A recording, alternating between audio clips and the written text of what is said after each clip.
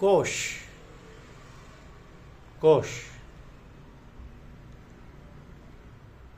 ये शरीर जो हमें दिखाई देता है, इसमें परमात्मा ने अन्न, प्राण, मन यानी एकांत, कुव्वत, तकल्य विज्ञान की दृष्टि में तथा आनंद जो कि सुरूर अर्थात हल्का नशा होकर प्रवेश किया है।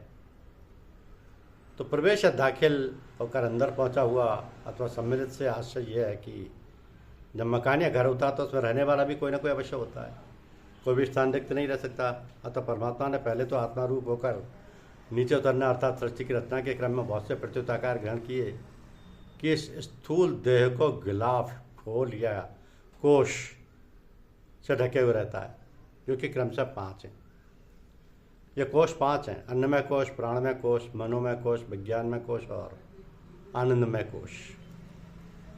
उपरोक्त समस्त कोशों में आत्मा अपने नामों से व्यापक है, अर्थात अन्नमय आत्मा, प्राणमय आत्मा, मनोमय आत्मा, विज्ञानमय आत्मा और आनंदमय आत्मा। इस्लाम धर्म के विद्वानों के अनुसार इन 5 आत्माओं के नामों का विवरण इस प्रकार है कि अधिकतर इस्लामी विद्वान 4 नाम ही लेते हैं। वे नफ्स मतलब को छोड़ देते हैं। नफ्स अम्मार ये अन्नमय आत्मा का ही द्योतक है, ये मानसिक शक्ति है जो बुरे कार्यों की ओर प्रवृत्त करती है। नफ्स नातिक ये प्राण में आत्मा का द्योतक है, इससे आशय है प्राणवायु। कुछ अन्य इस्लामिक विद्वानों ने इसे नफ्स रहमानी की संज्ञा दी है। नफ्स मतलब ये मनोमय आत्मा की ओर संकेत करता है, इसका अर्थपूर्ण भावार्थ, मुख्यार्थ, उद्देश्य, आशय इत्यादि। नफ्स लब्बाम यह विज्ञान में आत्मा का ही द्योतक है, ये मनोवृत्ति जो बुरे कार्यों पर घृणा प्रकट करती है, जिससे मनुष्य पछताता है।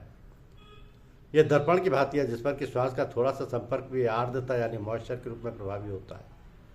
नफ्स मुतमइन यह आनंद में आत्मा का द्योतक है, ये वह मनोवृत्ति जो आत्मा में संतोष उत्पन्न करती है।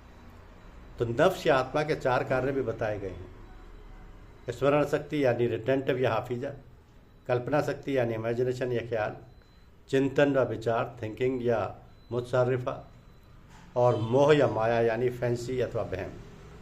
वेद शास्त्रियों के अनुसार मन को अंतःकरण 14 की संज्ञा दी गई है। 14 का अर्थ है 4: मन, बुद्धि, चित्त और अहंकार।